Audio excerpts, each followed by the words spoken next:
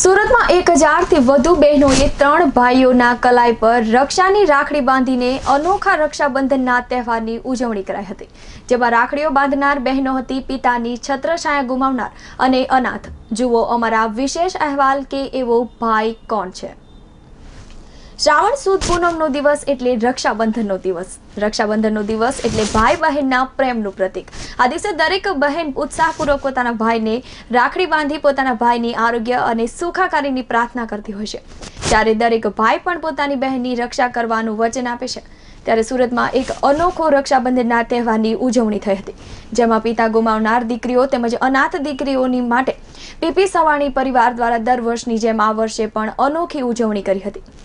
સવાણી પરિવારના મહેશભાઈ સવાણીના પુત્ર મિતુલ સવાણીએ તમામ બહેનોની રાખડી બાંધીને પુત્ર મિતુલ સવાણીએ આ તમામ પિતાની છત્રછાયા વિહોણી દીકરીઓના ભાઈ તરીકે જવાબદારી નિભાવવાનો સંકલ્પ કરીને સવાણી પરિવારનો વર્ષો યથાવત રાખ્યો છે।